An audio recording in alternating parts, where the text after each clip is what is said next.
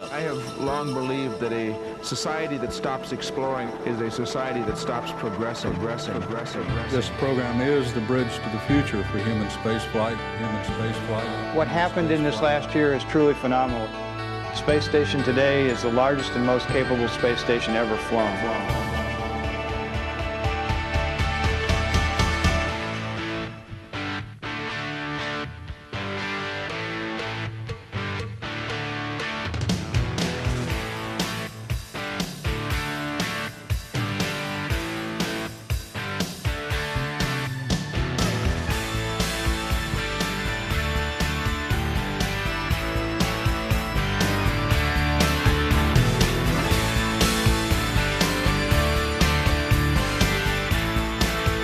Liftoff of the Soyuz rocket, beginning the first expedition to the International Space Station and setting the stage for permanent human presence in space. Human presence in space. Human presence in space. Presence in space. In space.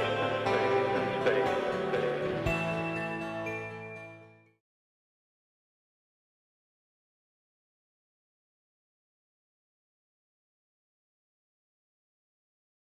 Avoir une soirée un petit peu différente des soirées habituelles. Je constate d'ailleurs avec plaisir que c'est le meilleur du public du festival qui est présent à cette soirée et je vous en remercie. Effectivement, ce que l'on cherche à faire dans cette deuxième partie, dans ces deuxièmes conférences, comme je vous l'ai dit hier, c'est de prendre un petit peu de recul par rapport à la science, d'essayer de réfléchir un peu. Et justement, il y a un ouvrage qui est sorti il y a 2 ans maintenant, qui s'appelle Variations sur un même ciel, qui est un ouvrage qui a été coordonné par Jean-Philippe Uzan et dont l'objectif c'était de demander à un certain nombre de scientifiques reconnus, pas seulement français, mais de tous les continents, de choisir des textes qui avaient un sens sur la cosmologie, l'explication du monde. Cet ouvrage qui est un gros ouvrage, que vous pourrez entre parenthèses trouver à la boutique, bien entendu. Donc il a été coécrit par 22 scientifiques. Juste pour faire un tout petit peu d'autosatisfaction, je vous signale, vous le verrez, vous le vérifierez, vous essaierez de trouver, pour ceux qui sont là depuis très longtemps, sur les 22, il y en a 13 qui sont déjà venus au festival. On va s'occuper de convoquer les autres très rapidement. Alors ce soir, en plus, on avait la chance d'avoir 5 des auteurs, des co-auteurs de ce livre présents, et donc on a trouvé que c'était intéressant de leur demander, d'abord de demander à Servane Solana, qui est ici présente, qui fait de nombreux récitals, qui est une comédienne de Toulouse, de lire un certain nombre de textes. Les textes qui ont été choisis, ou une partie des textes qui ont été choisis par les 5 conférenciers présents ici, à la suite de quoi ils vous feront quelques petits, chacun fera quelques commentaires sur son texte, et puis on essaiera surtout de vous donner la parole, donc de peut-être pas faire une séance de lecture de texte, puis de commentaires, puis de questions, mais essayer de mêler un petit peu tout ça. Alors, ici, donc, de droite à gauche, vous avez Roland Lehoucq, pour ceux qui... Je pense que tout le monde le connaît. Vous avez Michel Cassé, qui a été...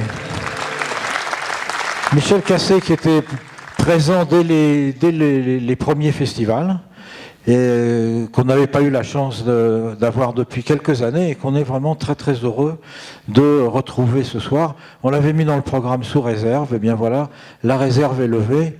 On avait fait l'hypothèse qu'il viendrait et il est venu. Jean-Philippe Uzan, que vous avez eu... Voilà. Bon. Le monsieur là avec la barbe s'appelle... Voilà. Et enfin, Étienne Klein, que vous avez vu hier.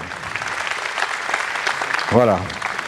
Il y a un monsieur qui s'appelle Jules Forgue, qui a perdu ses papiers, son portefeuille.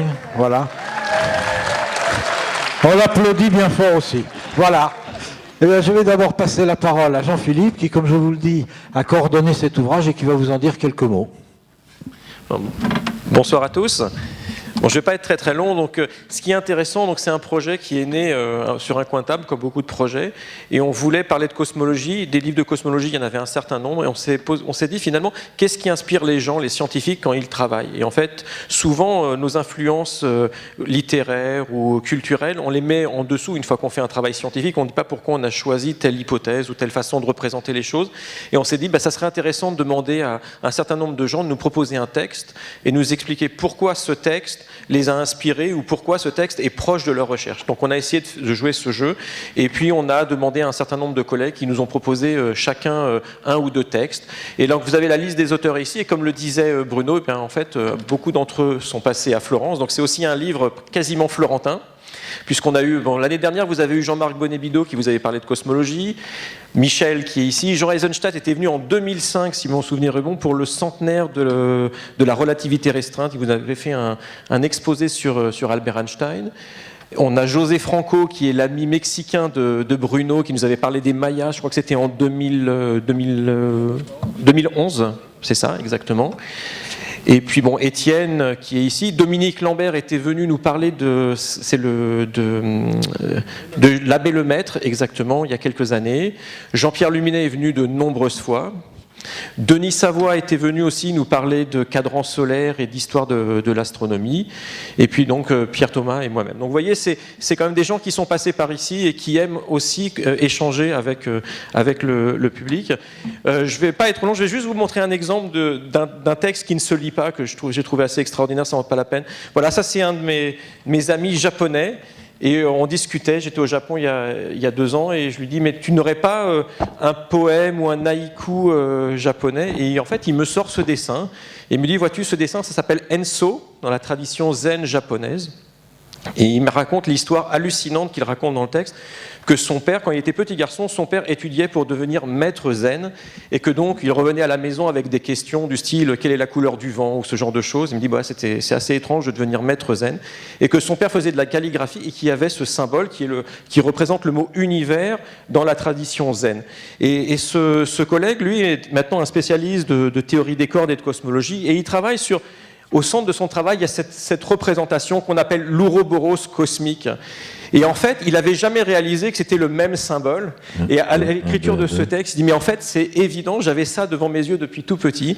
Et voilà, je travaille sur cet ouroboros cosmique, sur les échelles du macroscopique au microscopique, qui se boucle, parce que quand on regarde l'univers dans les instants les plus primordiaux, en fait, on regarde la physique la plus fondamentale, c'est là où on a plus d'énergie, à petite distance. Donc il y a cette image du serpent qui se mord la queue, et en fait, il a raconté que, voilà, il y avait cette tradition, il s'en était jamais vraiment rendu compte, et c'est grâce à ce livre que cette connexion est sortie, donc c'était très, très, très agréable. Donc voilà, donc ce soir, on va parler de ces 5 textes, le Timée de Platon, qui sera commenté par Étienne Klein, un texte du conte de Buffon que Pierre Thomas nous commentera. Je vous parlerai d'un texte de Robert Louis Stevenson, L'Horloger, et puis Michel va commenter un passage extraordinaire, une rencontre entre Albert Einstein et Rabindranath Tagore, où ces 2 grands hommes discutent de la nature de la réalité, et on finira avec la spécialité de Roland, qui est la science-fiction, qui nous parlera d'un texte, les murs de la Terre. Voilà, donc j'espère que ça vous plaira, et de mêler en fait des aspects littéraires et puis des commentaires, et de voir comment on peut passer d'un style à l'autre.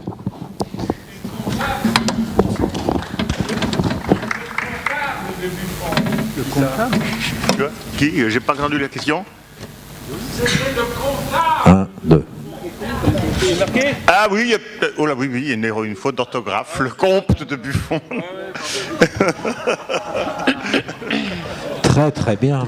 C'est quand on n'a pas ses lunettes, voilà ce qui se passe. Alors on passe là, c'est pas grave. C'est moi qui fais la faute.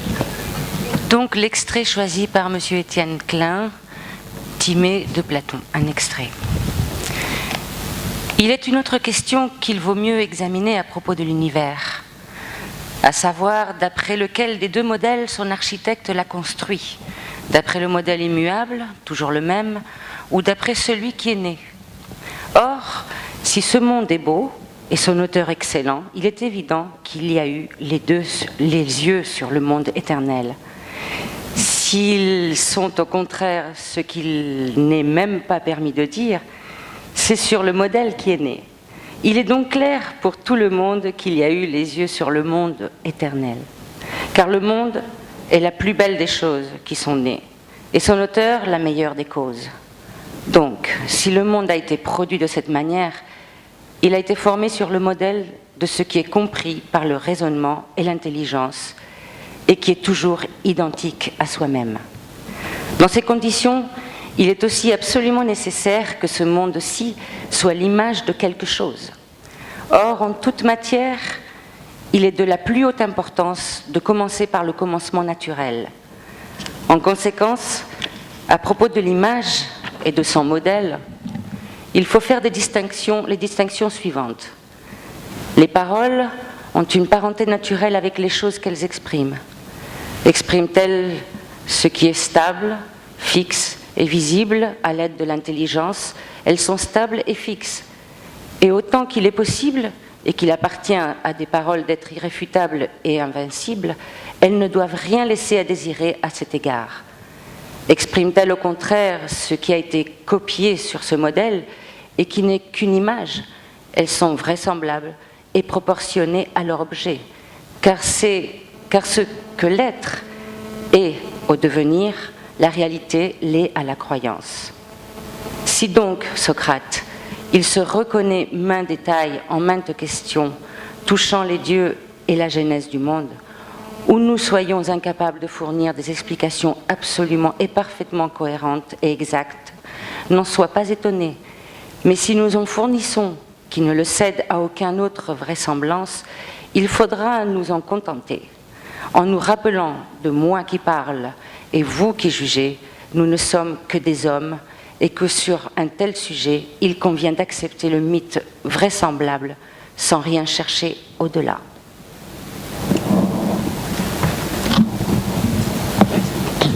Bon, bonsoir à tous. Oui, merci pour cette lecture d'un extrait du Timée de Platon. Quand Jean-Philippe Uzan c'est pas lui qui m'a directement contacté, mais on m'a expliqué son projet, j'ai dit oui tout de suite. Non seulement parce qu'il est au CNRS, et on sait qu'au CNRS, les gens ont des capacités comme ça d'invention, d'initiative qu'on n'a plus au CEA depuis longtemps, mais c'est une blague entre nous. C'est récurrent, disons, il y aura des revanches plus tard. Mais l'idée d'un texte m'est venue assez rapidement, le Timée de Platon, que je connaissais mal, je dois le dire, et que j'ai relu pour l'occasion. Et en fait, c'est un texte vraiment génial, qui développe une cosmologie qu'on pourrait dire mathématique, et pas vraiment scientifique au sens moderne du mot. Il n'y a pas d'épreuve expérimentale. Simplement, Platon essaie de raisonner, d'utiliser les mathématiques qu'il connaît, qui sont élémentaires par rapport à celles d'aujourd'hui, mais il essaie de les utiliser rationnellement, et il pose des questions qui sont assez voisines de celles que j'évoquais hier soir. Par exemple, il imagine que le monde évolue. Il y a du changement dans le monde. Et je crois qu'il est l'un des premiers à comprendre que pour dire le changement, il faut penser le non-changement. Autrement dit, on ne peut penser le changement d'une chose qu'en imaginant que dans ce changement, quelque chose ne change pas. Et donc pour lui, d'un côté, il y a le monde des idées pures.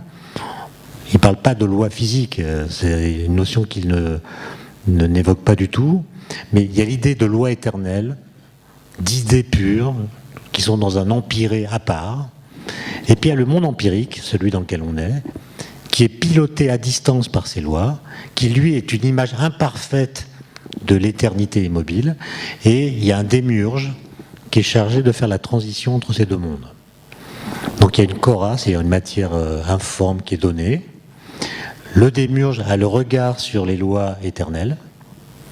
Il ne doit pas les quitter des yeux, parce que s'il les quitte des yeux, il les perd. Donc il les regarde, les lois, et avec sa main, sans regarder la matière, il la transforme, la malaxe, l'adapte, pour essayer de la rendre semblable aux idées pures. Et évidemment, c'est un travail imparfait qui fait que ce monde n'est qu'une pâle copie mobile de l'éternité immobile. Et un peu plus loin dans le même texte, il pose la question du changement, dont vous savez qu'elle a été un grand tourment pour les Grecs, parce que les Grecs avaient mis en évidence un syllogisme relativement imparable. Si on dit d'une chose qu'elle change, c'est qu'à la fin, elle n'est plus identique à elle-même. Si au contraire, une chose demeure identique à elle-même, c'est qu'elle n'a pas changé. Et donc, il y a une contradiction logique entre l'idée de changement et l'idée d'identité de soi à soi. Et donc, entre la question de l'être et la question du devenir, il faut faire un choix. Et ce choix, selon la réponse qu'on lui a apportée, a clivé la philosophie. D'un côté, Parménide, qui nie le devenir au motif qu'il n'est qu'une illusion, et que la seule chose qui existe, c'est l'être invariable. Et puis de l'autre côté, Héraclite, qui dit que tout change, sauf la loi par laquelle tout change.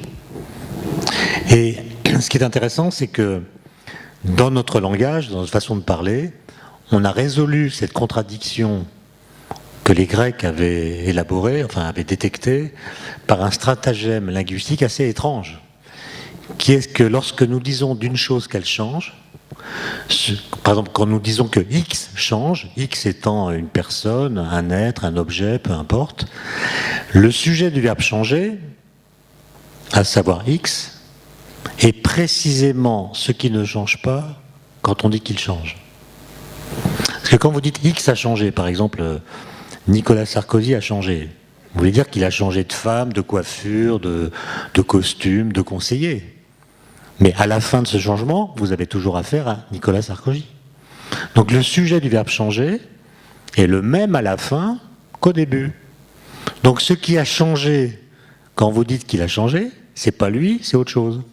C'est quelque chose de lui qui n'est pas lui. C'est une propriété secondaire. Et donc vous voyez qu'on a trouvé un stratagème linguistique pour marquer cette contradiction, qui a des implications en cosmologie. On a parlé à plusieurs reprises ici de l'évolution de l'univers. Et il a fallu beaucoup de temps pour comprendre, et Einstein a élaboré d'ailleurs à ce propos quelques arguments qui se sont révélés faux, mais l'univers peut changer sans que ses lois changent. Autrement dit, un des grands postulats de la physique, c'est que ce qui change quand l'univers change, ce ne sont pas les lois physiques, mais les conditions physiques. Autrement dit, dans l'univers primordial, les températures, les densités d'énergie, les densités étaient beaucoup plus grandes, mais les lois étaient les mêmes. De sorte qu'aujourd'hui, en 2013, si vous faites qu'une collision de particules à haute énergie dans le présent, vous allez dans un petit volume d'espace-temps changer les conditions physiques, reproduire celles du passé, et comme les lois n'ont pas changé, vous allez voir dans le présent les phénomènes physiques qui se déroulaient à l'époque, à l'abri des regards. Et donc, chez Platon, même si sa cosmologie est fausse, il y a un questionnement et une façon d'aborder les problèmes qui sont évoqués ici, qui apparaît tout à fait moderne.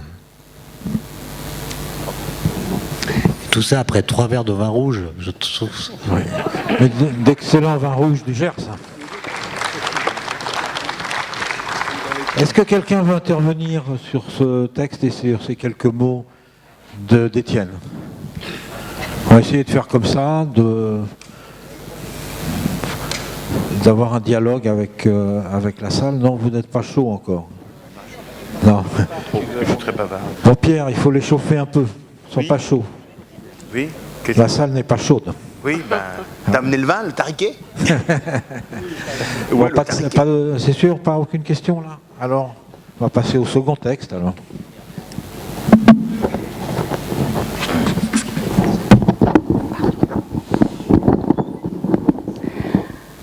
Donc le texte choisi par M. Pierre Thomas, Buffon, ou comment le siècle des Lumières envisageait l'origine du monde. La Terre est un globe d'environ 3000 lieues de diamètre. Elle est située à 30 millions de lieues du Soleil, autour duquel elle fait sa révolution en 365 jours. Ce mouvement de révolution est le résultat de 2 forces. L'une qu'on peut se représenter comme une impulsion de droite à gauche, et l'autre comme une attraction du bas en haut vers un centre. Les planètes principales sont attirées par le Soleil est attiré par les planètes, les satellites sont aussi attirés par leur planète principale, chaque planète est attirée par toutes les autres et elle les attire aussi. Toutes ces actions et réactions varient suivant les masses et les distances. Une seule chose arrête et est en effet indépendante de cette théorie, c'est la force d'impulsion. L'on voit évidemment que celle d'attraction tirant toujours les planètes vers le Soleil, elle tomberait en ligne perpendiculaire sur cet astre si elle n'en était éloignée par une autre force, qui ne peut être qu'une impulsion en ligne droite, dont l'effet s'exercerait dans la tangente de l'orbite, si la force d'attraction cessait un instant. Cette force d'impulsion a certainement été communiquée aux astres en général par la main de Dieu, lorsqu'elle donna le branle à l'univers. Mais comme on doit, autant qu'on peut en physique, s'abstenir d'avoir recours aux causes qui sont hors de la nature, il me paraît que dans le système solaire, on peut rendre raison de cette force d'impulsion d'une manière assez vraisemblable et qu'on peut en trouver une cause dont l'effet s'accorde avec les règles de la mécanique. La vaste étendue du système solaire, ou ce qui revient au même, la sphère de l'attraction du Soleil, ne se borne pas à l'orbe des planètes. Même les plus éloignées, mais elle s'étend à une distance indéfinie, toujours en décroissant, dans la même raison que le carré de la distance augmente. Il est démontré que les comètes qui se perdent à nos yeux dans la profondeur du ciel obéissent à cette force, et que leur mouvement, comme celui des planètes, dépend de l'attraction du Soleil. Tous ces astres décrivent autour du Soleil des aires proportionnelles au temps. Les planètes dans les ellipses plus ou moins approchantes d'un cercle et les comètes dans des ellipses fort allongées. Les comètes et les planètes se meuvent donc en vertu de deux forces, l'une d'attraction et l'autre d'impulsion, qui agissant à la fois et à tout instant, les obligent à décrire ces courbes. Mais il faut remarquer que les comètes parcourent le système solaire dans toutes sortes de directions et que les inclinaisons des plans de leurs orbites sont fort différentes entre elles, en sorte que, quoique sujettes, comme les planètes, à la même force d'attraction, les comètes n'ont rien de commun dans leur mouvement d'impulsion. Elles paraissent à cet égard absolument indépendantes les unes des autres. Les planètes, au contraire, tournent toutes dans le même sens autour du Soleil et presque dans le même plan. N'ayant que 7,5 degrés d'inclinaison entre les plans les plus éloignés de leurs orbites, cette conformité de position et de direction dans le mouvement des planètes suppose nécessairement quelque chose de commun dans leur mouvement d'impulsion et doit faire soupçonner qu'il leur a été communiqué par une seule et même cause. Ne peut-on pas imaginer, avec quelque sorte de vraisemblance, qu'une comète tombant sur la surface du Soleil aurait déplacé cet astre et qu'elle en aura séparé quelques petites parties auxquelles elle aura communiqué un mouvement d'impulsion vers le même sens et par un même choc, en sorte que les planètes auraient autrefois apparu au corps du Soleil, appartenu au corps du Soleil, et qu'elles en auraient été détachées par une force impulsive commune à toutes, qu'elles conservent encore aujourd'hui? Cette idée sur la cause du mouvement d'impulsion des planètes paraîtra moins hasardée lorsqu'on rassemblera toutes les analogies qui ont rapport et qu'on voudra se donner la peine d'en estimer les probabilités. La première est cette direction commune de leur mouvement d'impulsion qui fait que les 6 planètes vont toutes d'Occident en Orient. Il y a déjà 64 à parier contre 1 qu'elles n'auraient pas eu ce mouvement dans le même sens si la même cause ne l'avait pas produit. Ce qu'il est aisé de prouver par la doctrine des hasards.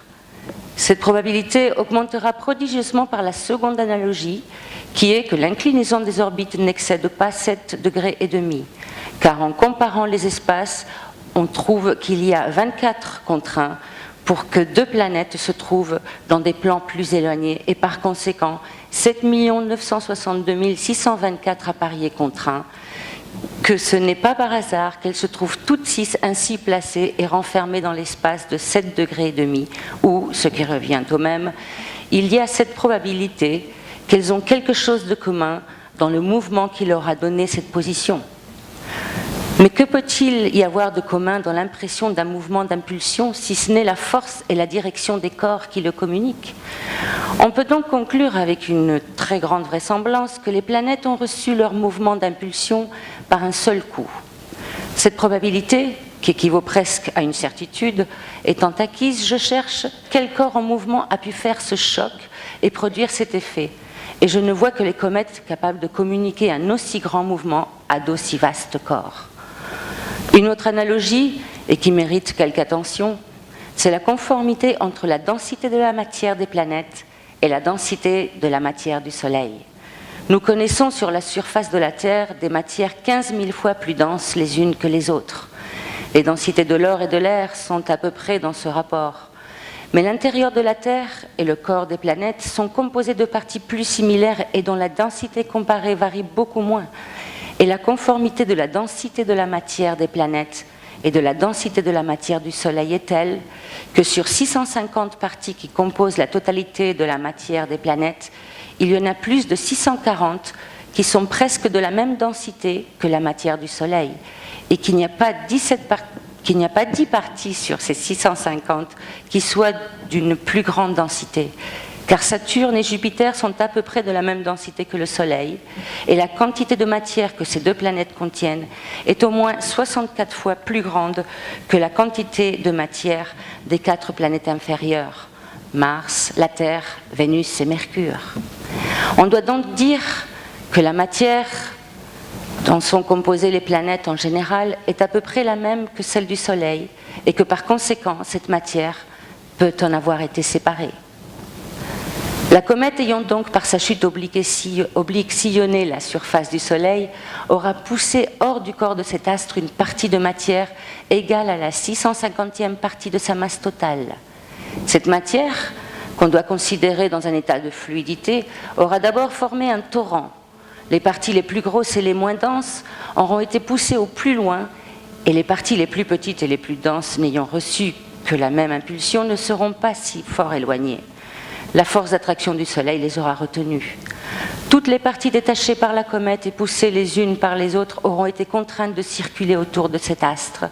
Et en même temps, l'attraction mutuelle des parties de la matière en aura formé des globes à différentes distances, dont les plus voisins du Soleil auront nécessairement conservé plus de rapidité pour tourner ensuite perpétuellement autour de cet astre. La Terre et les planètes, au sortir du Soleil, étant donc brûlantes et dans un état de liquéfaction totale, cet état de liquéfaction n'a duré qu'autant que la violence de la chaleur qui l'avait produit. Peu à peu, les planètes se sont refroidies. Et c'est dans le temps de cet état de fluidité causé par le feu qu'elles auront pris leur figure et que leur mouvement de rotation aura fait élever les parties de l'équateur en abaissant les pôles. Cette figure, qui s'accorde si bien avec les lois de l'hydrostatique, suppose nécessairement que la Terre et les planètes aient été dans un état de fluidité. L'intérieur de la Terre doit être une matière vitrifiée dont les sables, les grès, le roc vif, les granites et peut-être les argiles sont des fragments et des scories.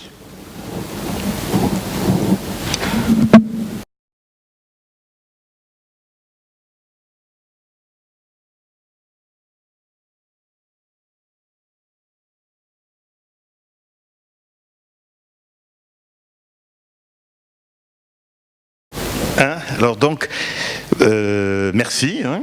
Pourquoi j'ai choisi le texte? Alors là, j'ai coupé. Il y avait encore quelques autres pages après, qui sont dans le livre, donc vous allez absolument l'acheter. Mais c'est totalement illisible, parce que c'est des calculs qu'il a fait 25 ans après. Là, le texte s'arrête, la Terre est brûlante, elle refroidit. Immédiatement, Buffon pensait, si elle refroidit, il faut combien de temps pour que ça refroidisse? Alors, il a fait des expériences, en prenant des boulets de canon, petits, moyens, gros, en les chauffant, en regardant le temps que ça mettait à refroidir. Et qu'est-ce qu'il y a? Un certain temps. Et ensuite, je vous rappelle qu'on est sous le règne de Louis XV. Et il a extrapolé les résultats.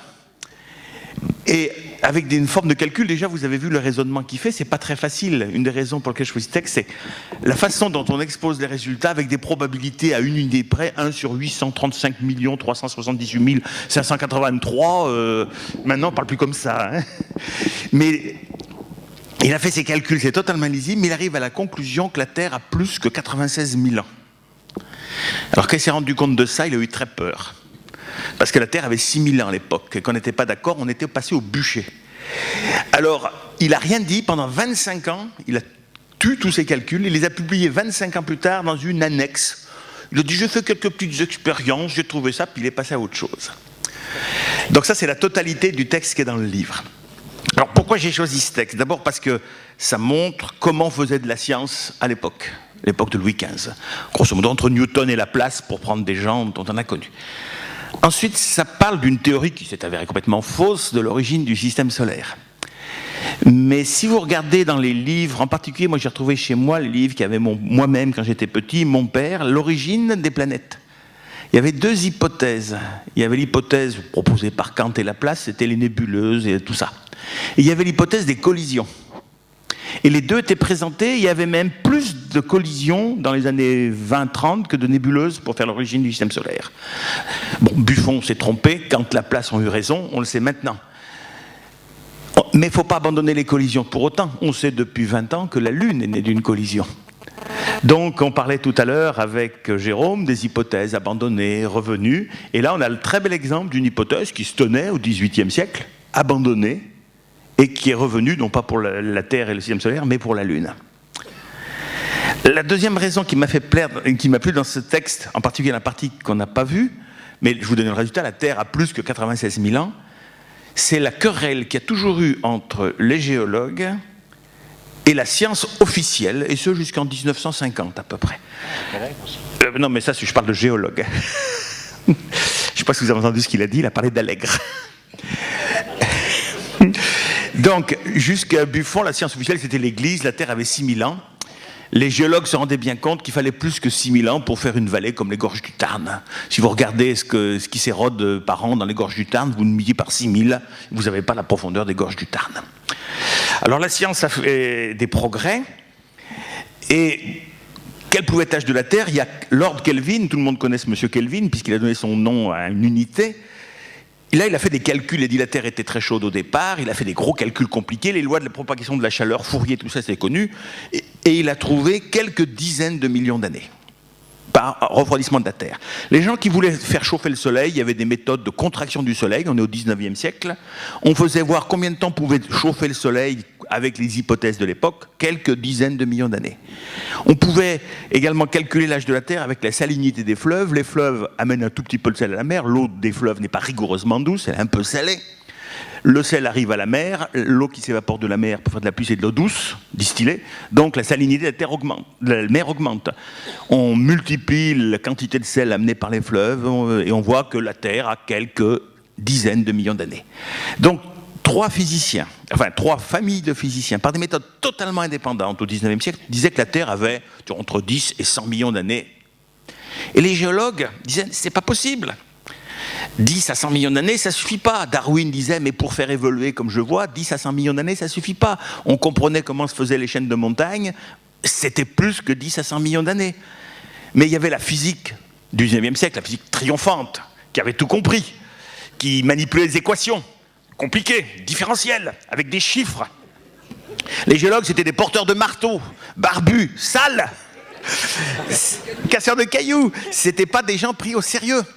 Et on a complètement oublié que... Alors, pourquoi est-ce que les physiciens se sont trompés? La Terre a 4,5 milliards d'années. Je ne leur en veux pas. Ceux qui étudiaient le refroidissement de la Terre ne connaissaient pas la radioactivité. Ben, c'est normal. Les géologues non plus. Les géologues non plus. Personne ne connaissait la radioactivité. Le Soleil, ils ne connaissaient pas la fusion de l'hydrogène qui fait de la chaleur. La salinité de l'eau de mer, ils ne savaient pas que les dorsales pompaient du sodium à la mer. Donc, ils ne pouvaient pas deviner tout ça. Mais il y avait des gens qui faisaient des calculs qui arrivaient à des résultats exacts quand on faisait les calculs, mais qui étaient qualitativement faux quand on regardait des gens, mais qu'on n'écoutait pas. C'était des vieux cons avec un marteau. Il faut se méfier des vieux cons avec un marteau. Et donc là, il y a eu une querelle. Et finalement, bon, évidemment, ce sont les géologues qui ont triomphé. Et même, ils ont fait plus que triompher. En 1900, à peu près 40-50, on a commencé avec les méthodes de la radioactivité à dater les cailloux. Et on a trouvé des cailloux qui avaient 3,5 milliards d'années. Et on avait une idée que la Terre en avait à peu près 4 à 4,5, avec des méthodes approximatives du début. Et à la même époque, M. Hubble calculait ses constantes de Hubble, il a trouvé que le Big Bang avait 2 milliards d'années. Alors là, les géologues ont dit aux astronomes, là vous dites des conneries, nous on a des cailloux qui en ont 4, l'univers ne peut pas en avoir 2. Et là encore, les physiciens ont dû s'incliner devant les géologues. Ils ont refait leur observation. Voilà. Je compte sur vous.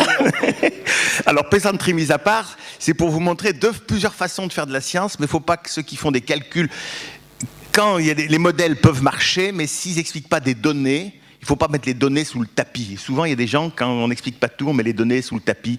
Ne faites surtout pas ça. Alors, dans ce texte, il y a également de choses très bien, les relations entre Buffon et la religion. Vous voyez, regardez, là, sur le tableau. Dieu ne fait rien, il ne touche rien. Mais il est là pour regarder que tout se passe bien. Et dans son texte, Buffon prend plusieurs fois plein de précautions pour dire, bon, probablement il ne croyait pas en Dieu, mais il faisait comme si. Donc, autre chose importante, les relations entre la science et la religion. Voilà pourquoi j'ai choisi ce texte. Je vous remercie.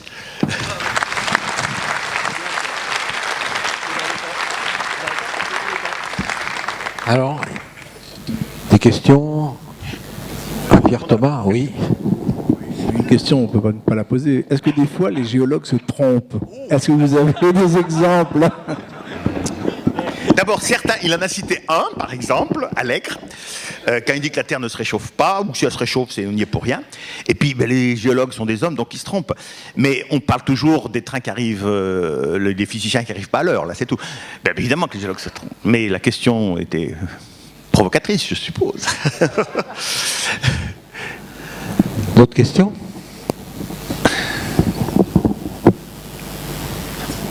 Non, je vois rien. Non, ici, pas d'autres. Pas de questions à Pierre Thomas, aux physiciens, sur les relations géologie-physique? Non? Ah, bon, là, je vois une question, oui. Non, on voit absolument rien. Complètement... Enfin, je vois une dame surtout, je vois pas la question. Bonsoir. Non, ce n'est pas une question, c'est juste une remarque. Là, ce que vous soulignez comme problème important à mes yeux, c'est le manque de relation qu'il peut y avoir parfois entre les sciences. Peut-être que de travailler un peu plus la main dans la main entre diverses sciences, ça permettrait d'éviter ce genre de problème. C'est heureusement moins vrai au XXIe siècle qu'au XIXe. Nous sommes quand même la preuve qu'on ne se tape pas dessus. Mais vraiment au XIXe siècle, par exemple, pour montrer que, là encore je parle de la géologie, qui était vraiment méconnue, vous prenez la classification des sciences par Auguste Comte. La géologie n'y est même pas. Mathématiques, évidemment, tout en haut, etc. La plus basse, c'est de la bouillasse, c'est la biologie. La géologie n'y est même pas. Et... comment ? Oui. Comment il y a oui, mais la géologie n'y est pas. Voilà. Donc, les géologues, c'était les naturalistes, c'est un peu comme les entomologistes, les chasseurs de papillons. Avant que les chasseurs de papillons soient pris comme de vrais scientifiques, il a fallu attendre l'invention de l'écologie scientifique et des choses comme ça. Il a fallu attendre le milieu du XXe. Mais maintenant, heureusement, la situation va mieux. Et il y a des biophysiciens, des géochimistes, des astros, tout ce que vous voulez. Et même des planétologues. Il y a des géologues au CEA, absolument. Enfin, non, on en prend qui ne se trompent pas, quoi. Alors, les géologues avaient dit qu'ils ne se trompent pas au CEA, que jamais les explosions nucléaires de Mururoa ne feraient tomber l'atoll. Parole de géologues. Ils sont en train de se tromper, il y a des failles qui sont en train de se faire en ce moment. Attention. Comment ? Prenez le micro, Étienne, si vous avez des... Non ? Que tout le monde en profite. Non, il veut pas. Il veut pas. Il veut pas. C'est à vous. Ça sera à nous après. Voilà. Bon, est-ce qu'il y a d'autres questions? On passe au... Oui, monsieur. Voilà.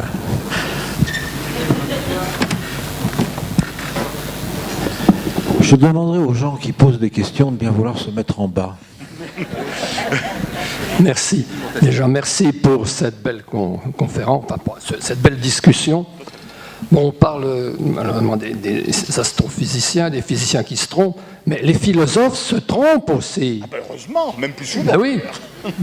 Non, mais donnons un exemple. Auguste Comte disait que, si je me souviens bien, c'est pas la peine d'étudier le soleil, on ne pourra jamais aller voir ce qui s'y passe. Ah oui, on pourrait. L'exemple, la question inutile, je crois, c'est que c'était pas la peine de chercher à connaître la combustion chimique des étoiles parce qu'on n'aurait jamais moyen de le savoir. Et quelques années après, on a inventé les raies spectrales, enfin découvert les raies spectrales. Mais c'est sain de se tromper, et de toute façon, je pense que si on prend des risques en science, on est obligé de se tromper. Il n'y a que les gens qui ne prennent pas de risques qui ne se trompent jamais. C'est-à-dire que là, ils font du développement, ils ne vont pas avancer la recherche. Il y a quelques semaines, je donnais un texte à étudier à des étudiants qui rentraient à Polytechnique, qui racontaient comment Niels Bohr avait trouvé son atome de Bohr. Et en fait, c'était une suite de modèles faux. Et une étudiante m'a dit « Je n'avais jamais réalisé qu'en ne faisant que des choses fausses, on pouvait faire avancer la science. » Et là, vous prenez Buffon, il s'est complètement trompé. La Terre n'est absolument pas née comme il a dit. Mais c'est pas grave. Bon, mais je vous propose peut-être de passer au texte suivant, choisi par Jean-Philippe Usan. Un extrait d'une nouvelle de Robert Louis Stevenson, L'horloger.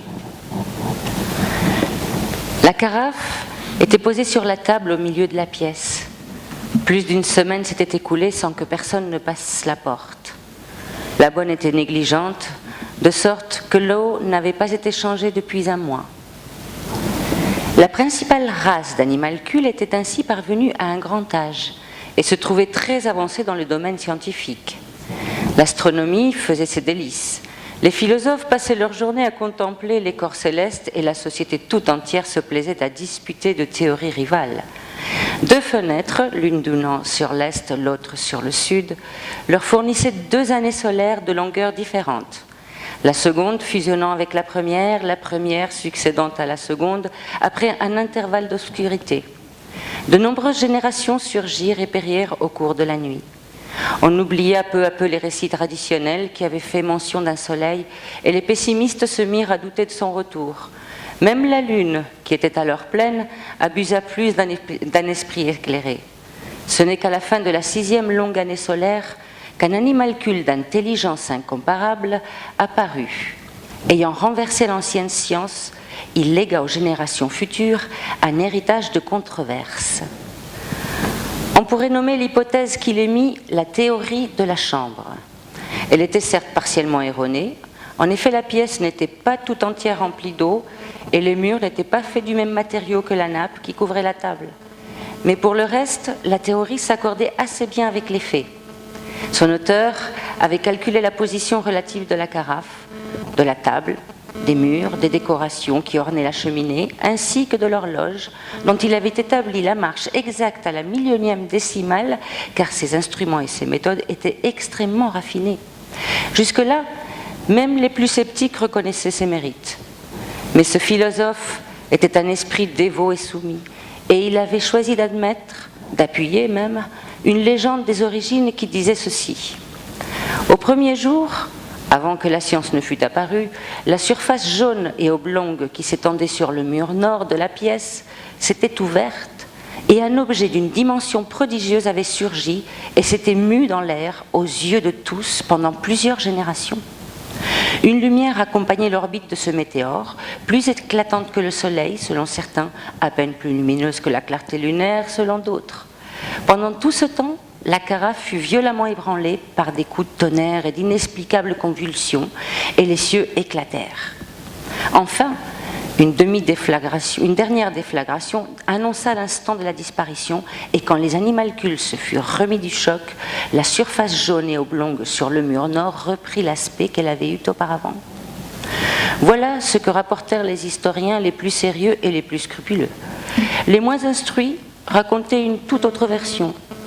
Dans les anciens temps cannibales, disait-il, un animalcule d'une taille inouïe perça le mur, il tenait le soleil dans l'une de ses serres et ses ondulations faisaient vibrer la carafe. Avant de s'évanouir, il fit quelque chose à l'horloge. À la surprise générale, c'est à cette version populaire que le philosophe donna son adhésion. Un colosse porteur de feu, pareil à celui qui avait été entrevu alors, passait à certaines périodes déterminées, le long des murs extérieurs de la pièce. Et c'est ce passage devant une fenêtre, puis devant l'autre, qui expliquait les années solaires. Mais le philosophe allait encore plus loin. Il avait observé dans le cosmos animalculaire un objet d'une surprenante anormalité. L'horloge avec son balancier, son cadran et ses aiguilles. Après des années d'observation, on avait pu prouver irréfutablement que le balancier oscillait, que les aiguilles tournaient imperceptiblement autour du cadran, que le phénomène du carillon se produisait à intervalles plus ou moins réguliers et qu'il n'était pas impossible d'imaginer qu'il y eût un rapport entre ces intervalles et la marche des aiguilles. C'est ainsi que l'attention générale se fixa sur l'horloge, où se concentrèrent bientôt les signes d'un dessein dans la création. Le créateur, qui parlait par énigme dans les autres œuvres, paraissait soudain user d'une voix authentique à travers l'horloge. Et bientôt, théistes et athéistes se mirent à batailler ferme sur la question de l'horloger. Le Newton animalculaire était horlogiste, et il hasarda la conjecture hardie que le colosse porteur de feu réglait ses mouvements sur la marche de l'horloge. Les dévots érigèrent aussitôt les conjectures du philosophe en doctrine de l'Église. Ils identifièrent le colosse de la légende au soleil, et l'un et l'autre au créateur de l'horloge. La liturgie de l'horloger remplaça les anciennes religions, culte des ancêtres et des divinités aquatiques, adoration primitive de la cheminée. On lui attribua toutes les vertus et l'on regroupa les modèles de conduite les plus séants sous le terme générique de comportement horlogiste. Bon, je pense que si vous assistez souvent à des conférences ici, vous avez reconnu un certain nombre de débats qui ont été exposés sur nos questions de l'origine. Ce qui est intéressant, alors déjà, Robert Louis Stevenson n'est pas un scientifique. Il faut savoir qu'il a étudié pour devenir ingénieur parce que son père et son grand-père fabriquaient des phares. Donc il était originaire d'Édimbourg. Et donc on lui avait demandé de devenir ingénieur et il a... il a bifurqué vers la littérature et est devenu écrivain. Et ce que je trouve assez fabuleux dans ce texte, c'est cette théorie de la chambre. Parce que dès le départ, on a ces êtres qui sont localisés dans un verre et donc ils sont exactement comme nous. Nous sommes sur la Terre et nous devons comprendre l'univers qui nous entoure sans pouvoir bouger de notre planète, de notre système solaire, parce qu'on a fait des petits sauts de puce jusqu'à la Lune, on a envoyé des sondes qui sont à peine sorties du système solaire. Bref, nous ne pouvons observer l'univers que depuis ici, aujourd'hui, et à partir de cela, nous essayons de reconstruire ce qu'a été notre univers et d'essayer de remonter le plus loin possible avec derrière cette question de l'origine. Et nous faisons des modèles cosmologiques. Et là, ce modèle cosmologique qui s'appelle la théorie de la chambre est très proche de notre modèle du Big Bang parce que on nous dit on suppose que toute la chambre est remplie d'eau. On sait que ce n'est pas le cas. Donc l'hypothèse est fausse, mais ce modèle s'accorde bien avec les données. En 1917, lorsque Albert Einstein a proposé le premier modèle cosmologique issu de la relativité générale, il fait cette hypothèse selon laquelle toute la matière de l'univers serait répartie de façon homogène et isotrope dans l'univers. Et il sait bien sûr que ce n'est pas le cas. Il écrit une lettre à son ami Michele Besso pour lui dire « Je suis en train d'écrire un article qui mériterait que je me fasse enfermer dans un asile de fous parce que j'ai fait une hypothèse qui est complètement hérétique. » Et à partir de ceci, il va construire le premier modèle scientifique de cosmologie avec un univers dont il va pouvoir discuter la géométrie. Et cette hypothèse, en fait, va se transformer, va devenir ce qu'on appelle aujourd'hui le principe copernicien, qui est un principe central dans la construction des modèles cosmologiques. Donc nous savons que la matière dans l'univers n'est pas distribuée de façon strictement homogène et isotrope, puisqu'il y a des grands vides, il y a des galaxies, il y a des filaments, donc il y a beaucoup de structures. Pour autant, on fait une description que nous savons être fausse et qui pour autant nous donne une bonne description de notre univers pour d'autres choses.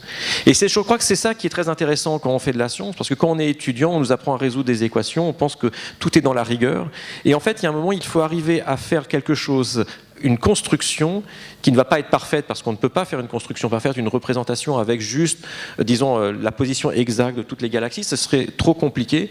Donc on doit chercher la simplification la plus grande possible, mais qui pour autant arrive à capturer quelque chose de la réalité qui nous entoure. Et je trouve que ce que font ces animalcules est exactement la démarche que beaucoup de cosmologistes font depuis près d'un siècle pour décrire notre univers. Alors bien sûr, on a un modèle, on connaît ses limites, puisque c'est là où on sait qu'il est faux, donc on en connaît les limites, et à partir de ça, on va pouvoir itérer pour construire d'autres modèles. Donc ça, c'est un aspect de ce texte que je trouve assez proche finalement de ce que nous faisons en science. Nous ne faisons que des modèles. Et nous savons qu'un modèle est faux, qu'un modèle n'explique pas tout, il a des limites dans ce qu'il peut expliquer, et on peut toujours se poser la question de savoir qu'est-ce qu'il y a après la limite de ce qu'on explique, et puis ça nous donne une sorte de mouvement perpétuel de la connaissance. Le deuxième point intéressant, c'est l'horloger. Cette horloge très très précise que l'on voit dans l'univers, et on se dit s'il y a quelque chose d'aussi parfait qu'une horloge, c'est que quelque part il doit y avoir un horloger, c'est l'argument téléologique de Voltaire en particulier, mais même Cicéron l'avait déjà invoqué. Et ça, c'est très intéressant pour deux raisons. Donc déjà, c'est arrivé dans l'histoire récente, puisqu'en 1967, on a découvert des objets qui avaient aussi un mouvement très très précis, qui émettaient des signaux très très précis. C'est ce qu'on a appelé plus tard des pulsars, et à l'époque, donc ça a été découvert par Jocelyn Bell, une radioastronome de Cambridge, en Angleterre. Et lorsque ces objets ont été découverts, on les a appelés LGM1 et LGM2. Donc LGM pour Little Green Men. Parce qu'on se dit, si on est capable d'avoir une horloge aussi précise d'un objet qui est très loin dans l'univers, ça ne peut pas être un phénomène naturel, et donc ça doit être le produit d'une intelligence extraterrestre.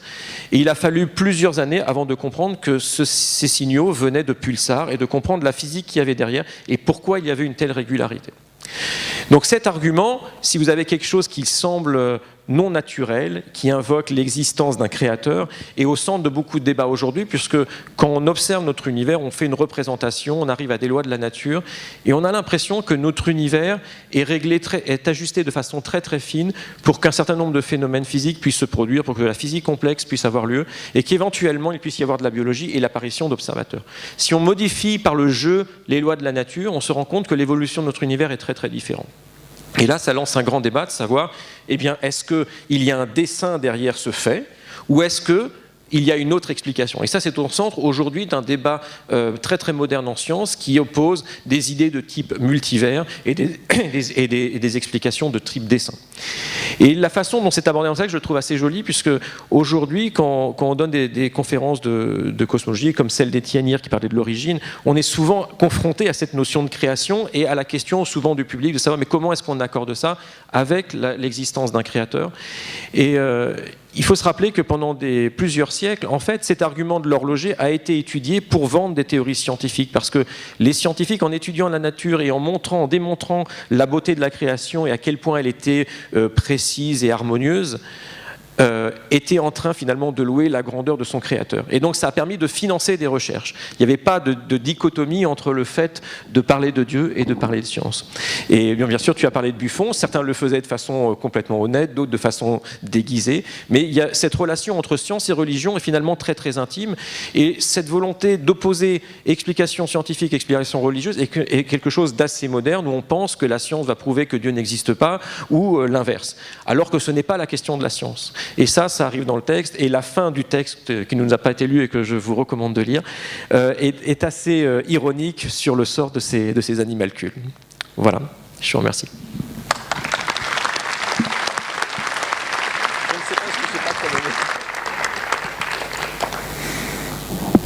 Question ? Intervention, commentaire ? Non ? Vous êtes sage, hein ? Tellement clair, oui, bien sûr. Voilà. Il y a une main, où ça ? Une main par là-bas. Ah, voilà, une main.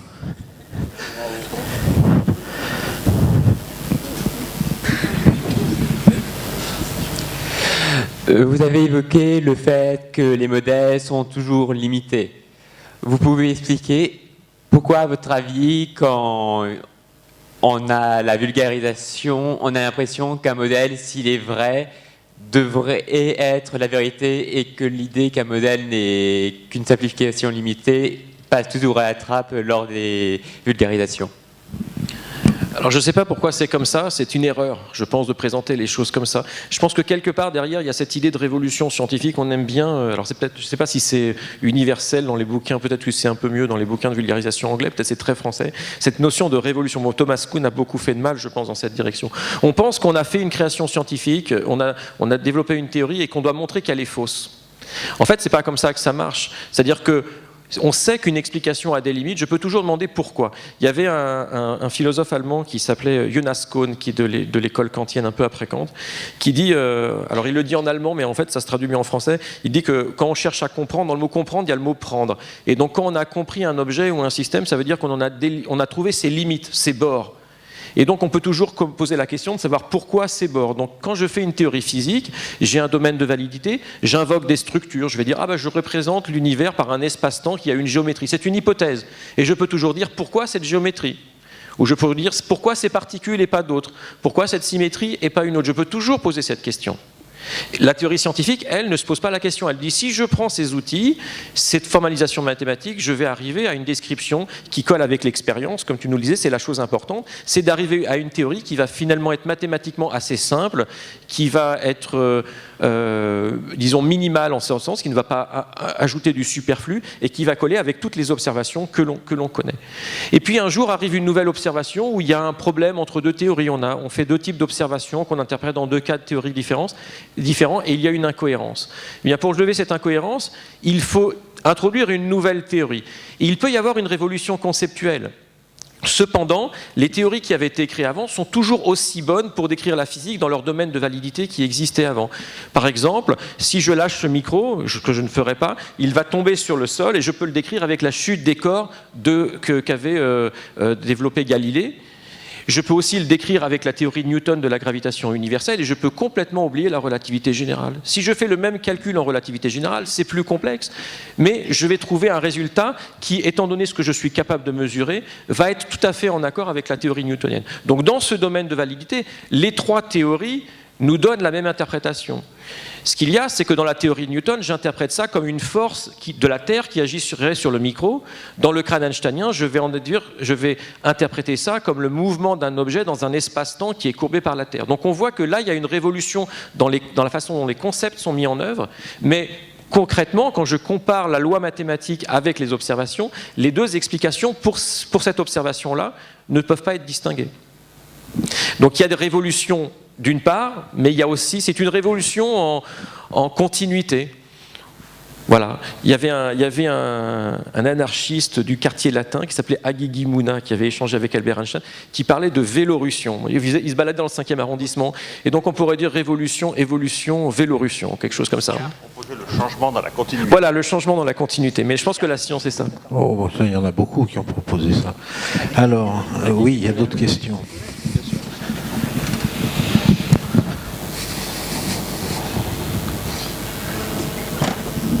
C'est plus une remarque qu'une question. Il y a quand même le sentiment qui est partagé par pas mal de scientifiques qu'il y a des théories qui sont nettement plus proches de la réalité que d'autres. Il y en a qui sont des lois, mais un petit peu ad hoc. Ça marche. À un certain niveau de précision, elles donnent des résultats, mais quelque part, elles n'ont rien d'essentiel. L'exemple type de ce qui est ressenti comme une théorie fondamentale, c'est la relativité générale, par Einstein lui-même, qui, si ce n'était pas la réalité, c'était un modèle, mais était quelque part consubstantiel ou homomorphique avec la vérité vraie. Qu'est-ce que vous pensez aussi? Je pense que c'est un point de vue qui reste partagé par pas mal de scientifiques aujourd'hui. Alors, le fait de dire qu'il n'y a pas de révolution ne veut pas dire qu'on ne fait pas une hiérarchie dans les explications. Je sais que Newton est une meilleure explication de la gravitation que Galilée et que Einstein est une meilleure description puisqu'elle les englobe d'une certaine façon. Maintenant, votre question c'était à propos de... rappelez-moi la fin.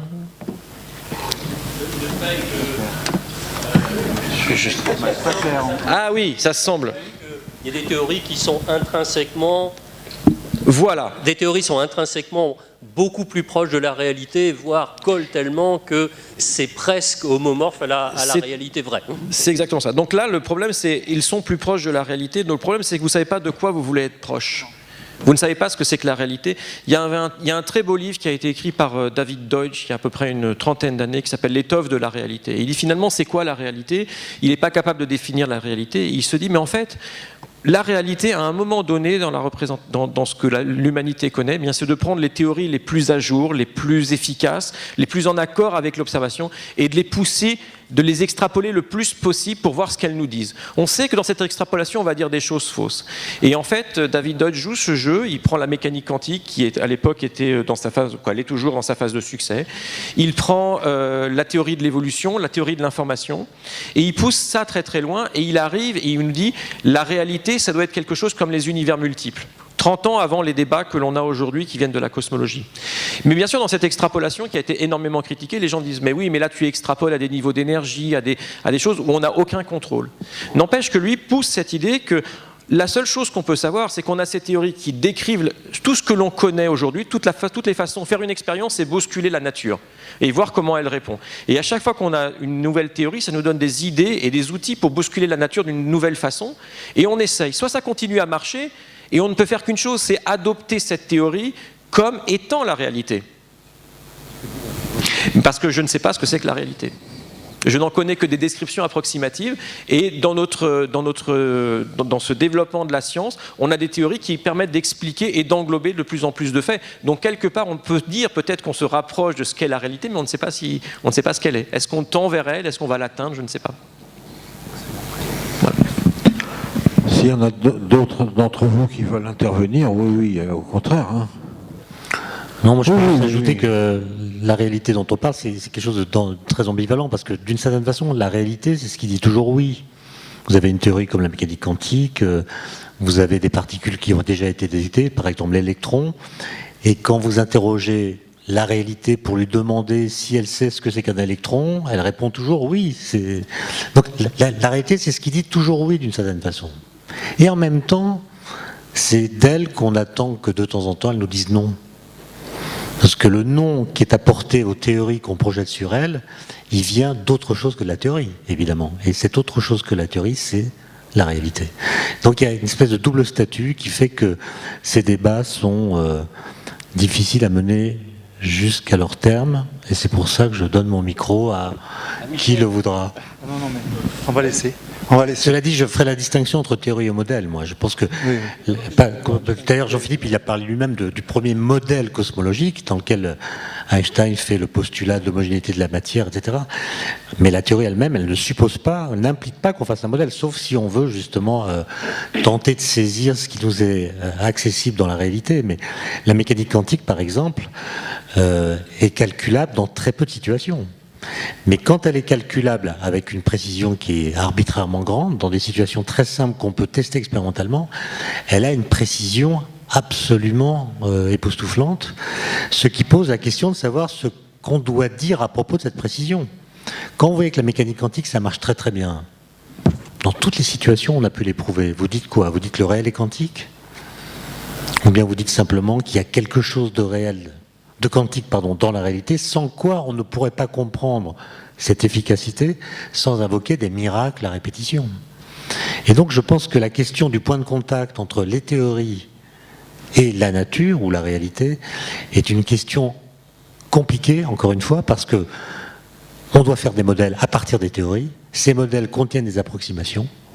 Et quand il y a un petit désaccord, on ne sait pas si on doit le mettre sur la théorie qu'on a dû simplifier pour la rendre opératoire, ou si on doit interroger simplement les modèles qui sont de mauvaises approximations. Je pense que le mieux, c'est de laisser la parole à Einstein et Tagore, qui effectivement abordent exactement ce sujet. Mais on peut dire aussi, si on est positiviste, que la réalité est un terme métaphysique qui n'a aucune raison d'être invoqué en physique. C'est une forme extrême, mais on peut comprendre que justement ce thème ne soit pas abordé avec les instruments de la physique, mais plutôt avec les instruments de la logique, où on peut dire par ailleurs que la réalité, c'est le modèle qui l'indique. Certain, Heisenberg n'a rien dit d'autre. Il a dit que la réalité se diluait dans la clarté des modèles mathématiques. On peut peut-être écouter ce dialogue. Voilà. Note sur la nature de la réalité. Einstein. Croyez-vous au divin comme isolé du monde? Tagore. Non, pas isolé. La personnalité infinie de l'homme comprend l'univers. Il n'y a rien qui ne puisse être surpassé par la personnalité humaine, et c'est ce qui prouve que la vérité de l'univers est la vérité humaine. J'ai pris un fait scientifique pour illustrer ceci. La matière est composée de protons et d'électrons ayant des espaces entre eux. Cependant, la matière peut sembler solide. De même, l'humanité est composée d'individus. Cependant, il y a entre eux la communication de leur rapport humain qui donne au monde de l'homme la solidarité vivante. L'univers entier est lié avec nous de façon similaire. C'est un univers humain. J'ai poursuivi cette pensée dans l'art, la littérature et la conscience religieuse de l'homme. Einstein. Il y a deux conceptions différentes au sujet de la nature de l'univers. 1. Le monde, en tant qu'unité, dépend de l'humanité. 2. Le monde, comme réalité, indépendant du facteur humain. Tagore. Quand notre univers est en harmonie avec l'homme, l'éternel, nous le reconnaissons comme une vérité, nous en sentons la beauté. Einstein. C'est une conception purement humaine de l'univers. Tagore. Il ne peut y avoir d'autre conception. Ce monde est un modèle humain. Sa conception scientifique est aussi celle de l'homme scientifique. Il y a un degré de raison et de réjouissance qui le rend véridique. La mesure de l'homme éternel, dont les expériences procèdent de nos expériences. Einstein. C'est une réalisation de l'entité humaine. Tagore. Oui, une entité éternelle.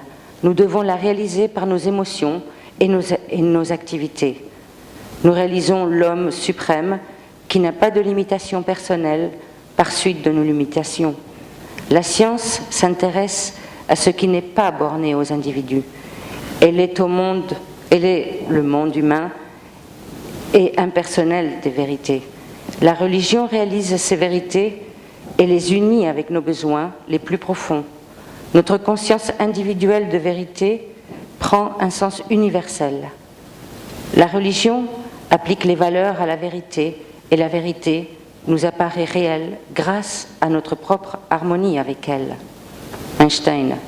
Alors, la vérité, autrement dit la beauté, n'est pas indépendante de l'homme? Tagore. Non. Einstein.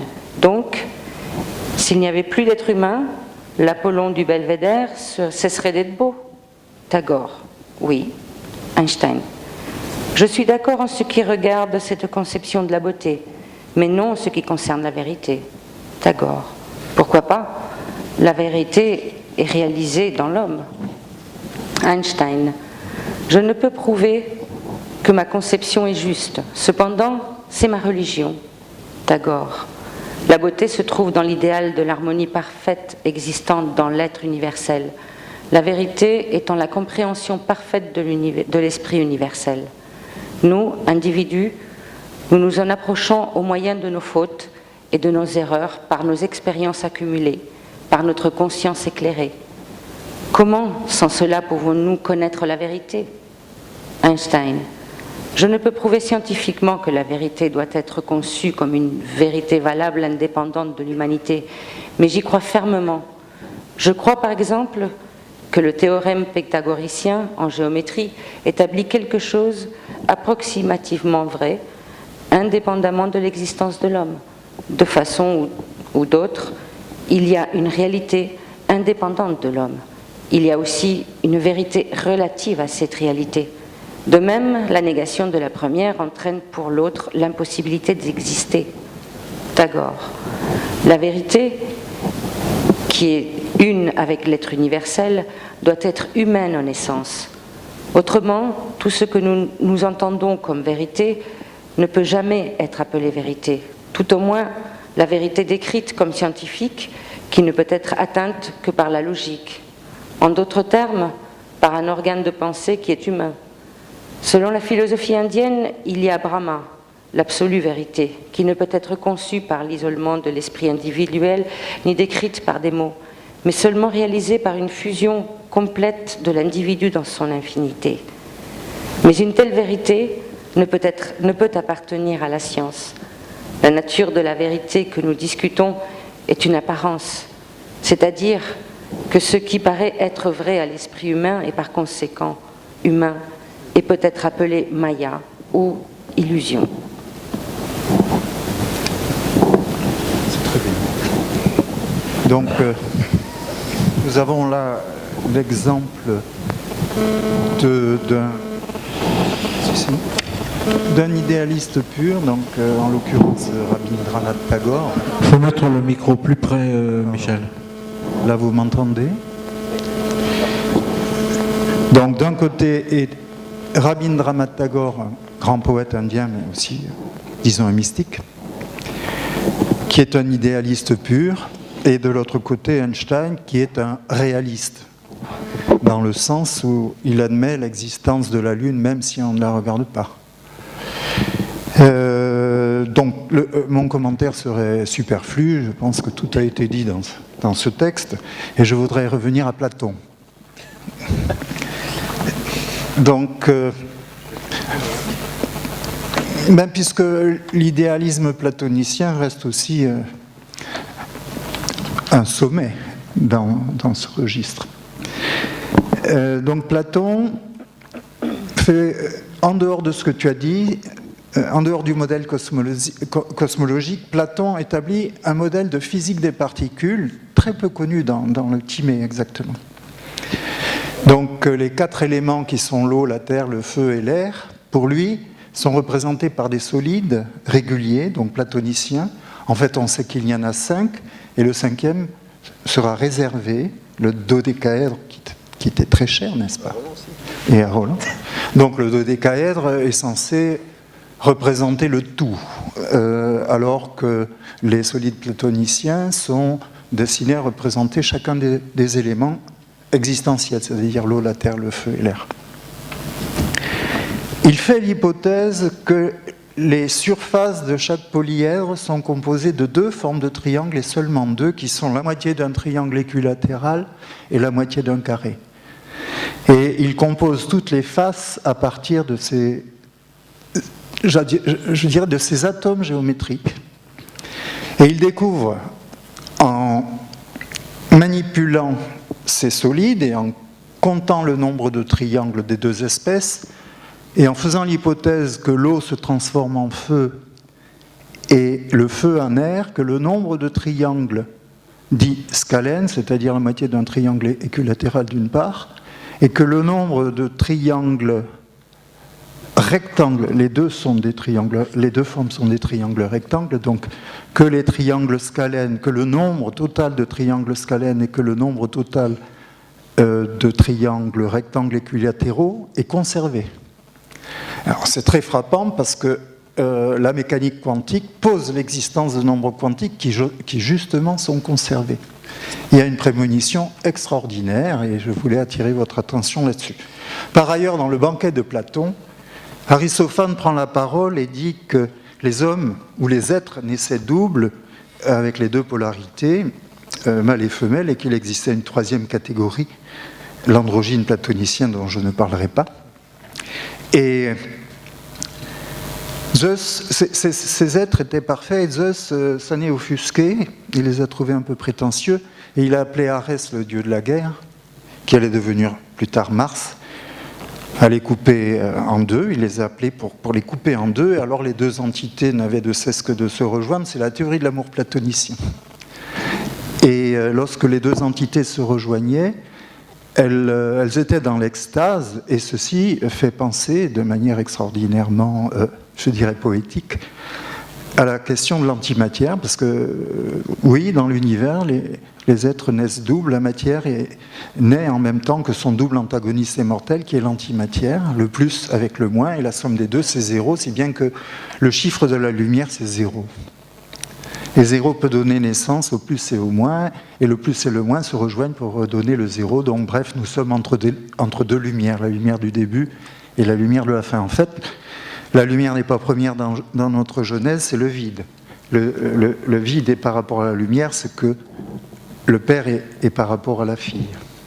Donc nous sommes entre 2 vides. Entre le premier vide, qui suscite l'inflation cosmologique, et le deuxième vide qui accélère l'expansion de l'univers. Voilà, ainsi s'éteint la Genèse.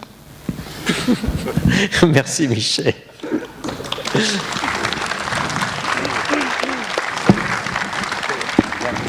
Est-ce qu'il y a des questions? Pour qu'il n'y ait pas d'ambiguïté, je voulais juste préciser que l'amour platonicien n'est pas du tout platonique.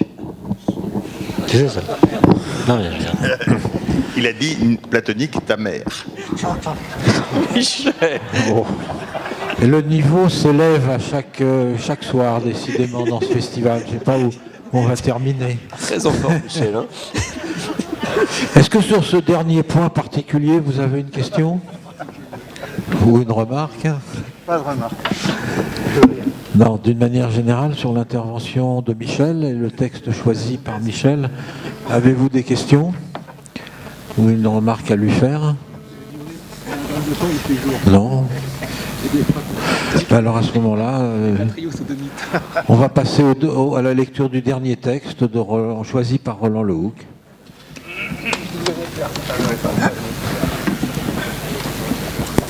C'est donc un extrait de Les murs de la Terre de Philippe José Farmer. Il y avait à l'origine l'univers des seigneurs, le seul que nous connaissions.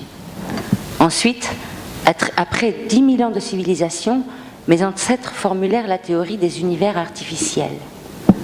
Lorsque les mathématiques du concept furent définies, la réalisation n'était plus qu'une question de temps et de volonté. Grâce à cette théorie, le même espace pouvait contenir deux mondes matériels, mais l'un d'entre eux serait imperméable aux habitants de l'autre en raison du fait que chaque univers serait à angle droit de l'autre. Je réalise que le terme angle droit ne signifie rien du tout pour toi.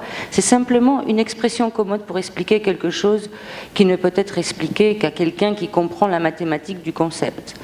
Moi-même, qui pourtant ai dessiné un univers à mon idée et l'ai ensuite créé, je n'y comprends strictement rien. Je ne sais même pas comment fonctionnent les machines qui fabriquent les mondes. Le premier univers artificiel fut créé environ 200 ans avant ma naissance. Il fut réalisé par un groupe de seigneurs. À propos, on ne les appelait pas ainsi à l'époque.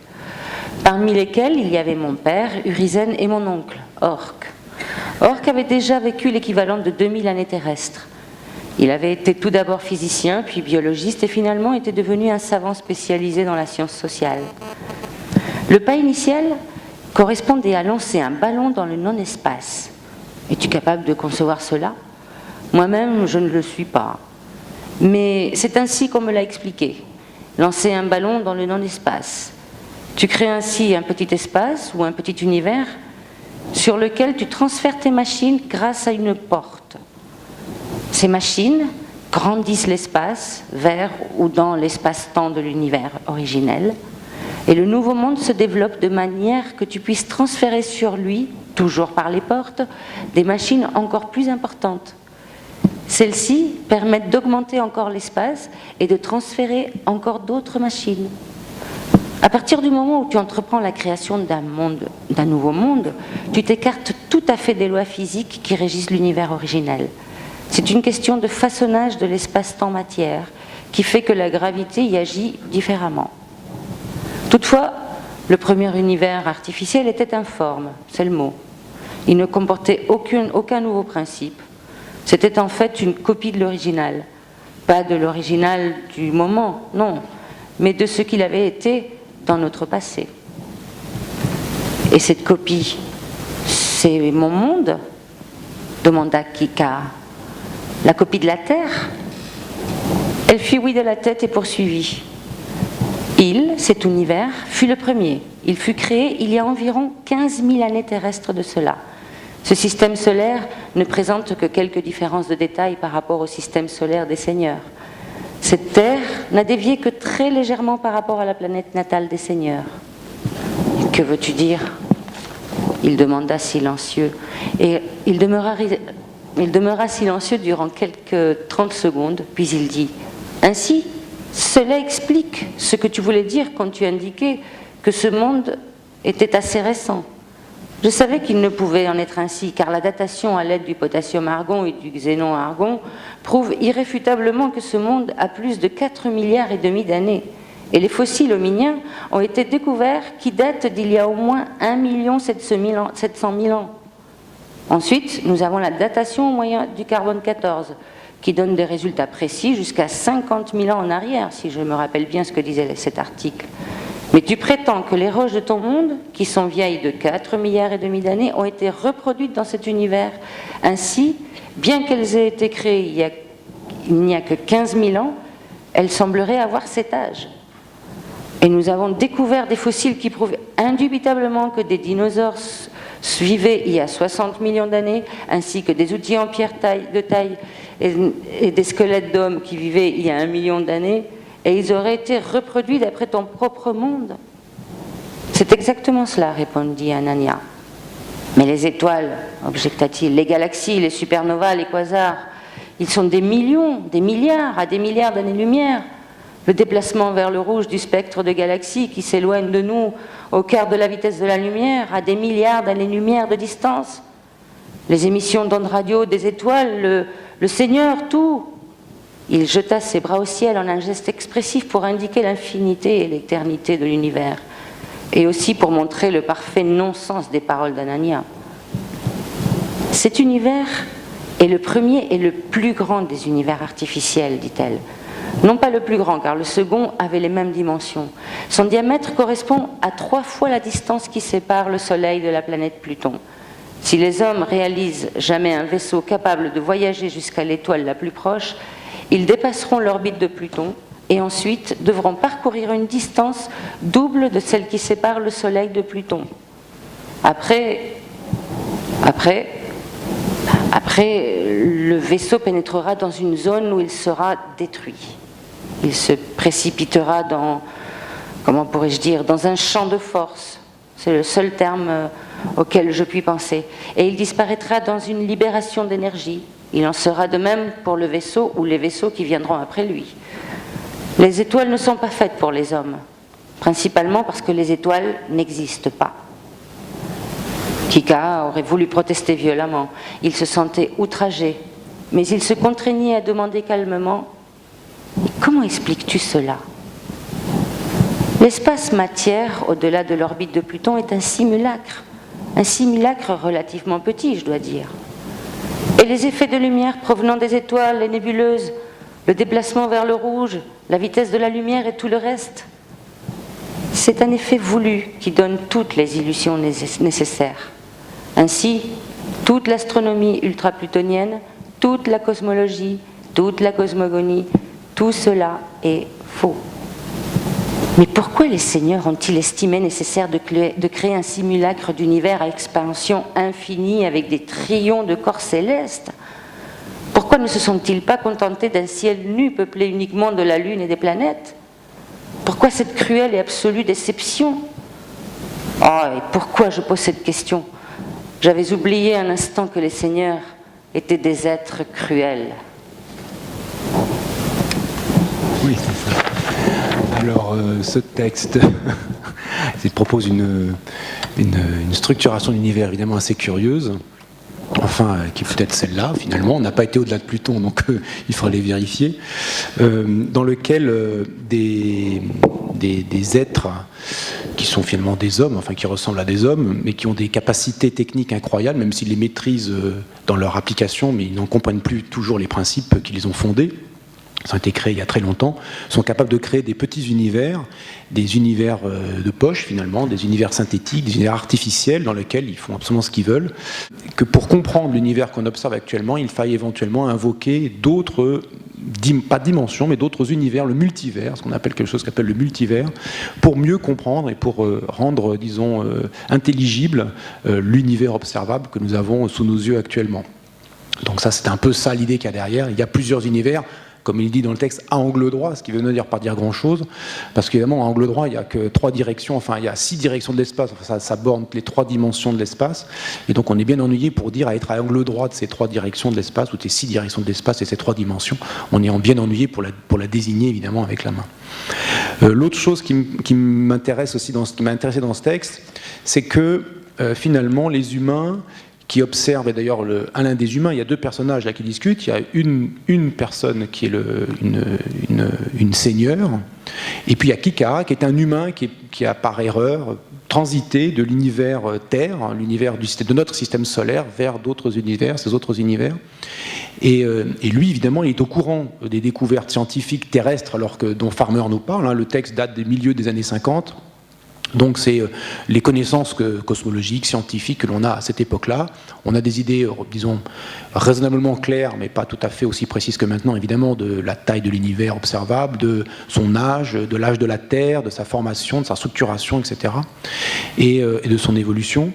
Et donc lui, on voit qu'il est là où il est sidéré, c'est que finalement tout ça ne sont que des apparences. Et c'est même pire que des apparences, c'est quelque chose, c'est un simulacre. Alors c'est bien pire qu'une apparence, autrement dit, c'est quelqu'un qui l'a créé dans le but de vous tromper.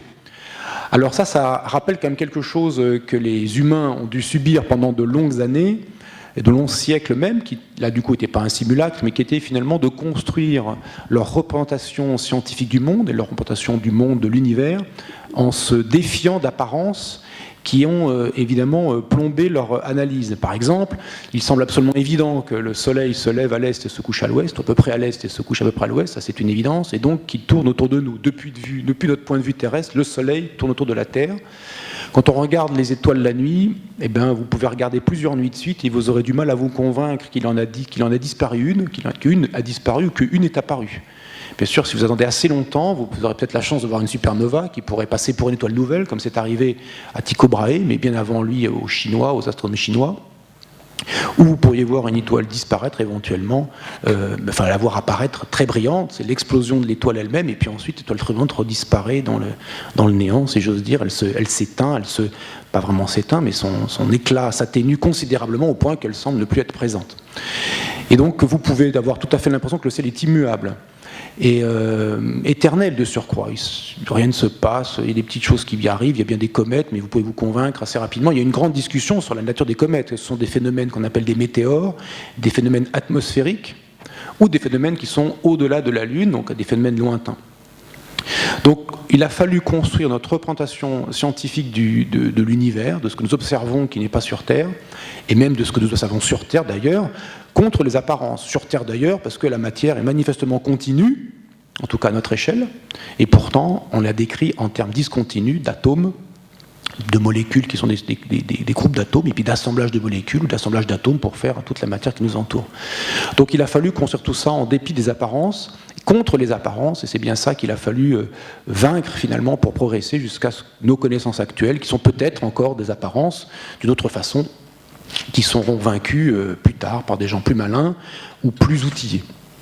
Et donc dans ce texte-là, on voit bien qu'une fois de plus, dans ce texte, c'est un simulacre, donc c'est bien plus cruel, c'est quelqu'un qui veut vous tromper finalement, ou qui veut vous embarquer dans une certaine direction, alors que nous, ce sont notre propre cerveau, nos sens, et les objets que nous interposons entre nos sens et l'univers, les télescopes, les microscopes, les accélérateurs de particules, enfin toute la technique que nous utilisons pour mener l'investigation sur le monde qui nous entoure, qui peut éventuellement nous tromper, ou en tout cas créer des choses qui rendent l'interprétation des phénomènes difficile.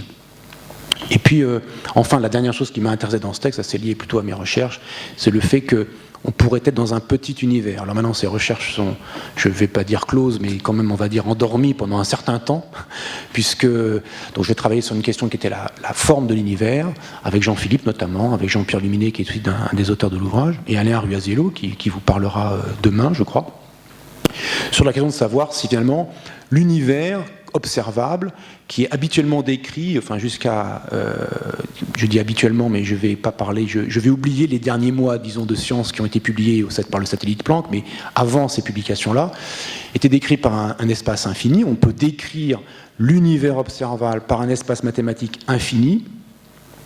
Et après tout, ce n'était pas forcément la seule solution. Il y a d'autres possibilités de décrire ce que nous observons par un espace qui pourrait être se refermer, je vais dire ça, se refermer sur lui-même, et nous donner l'illusion qu'il est infini, alors qu'en réalité il est fini, que notre univers ne serait qu'un petit univers, et que ce que nous pensons être un espace infini est en fait un espace qui se referme sur lui-même, nous donnant, un peu comme dans une galerie des glaces, comme dans la galerie des glaces, l'impression d'être dans un espace beaucoup plus grand en réalité.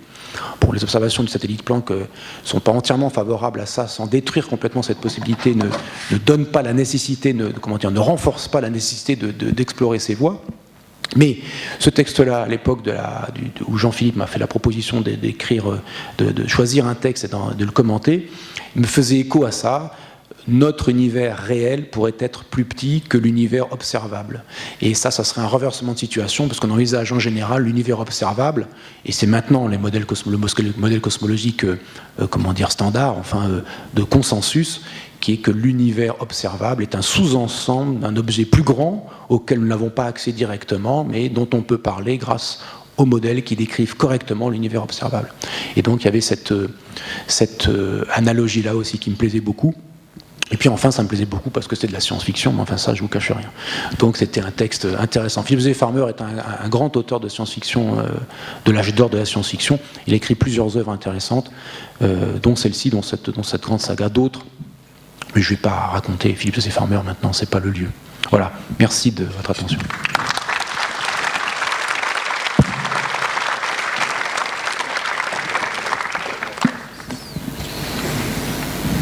Toujours pas de questions ? d'intervention à l'un ou à l'autre des... Non. Et vous-même? C'était très clair. C'était très clair? Très bien. Ouais. Jean-Philippe? Non, bah écoutez, s'il n'y a pas de questions, on vous remercie beaucoup. Pour conclure, je voulais comme dire, tout à l'heure on parlait il y avait des jeux de mots grivois. Il y a un terme technique qui s'appelle le nictémère. Tu connais certainement ça, Pierre. Le nictémère, c'est l'intervalle de temps qui sépare le lever du coucher du soleil, le moment où il fait clair dans le ciel. Il ne faut pas confondre le nictémère et le matrio sodomite. Voilà. Très bien. Society that stops exploring is a society that stops progressing. This program is the bridge to the future for human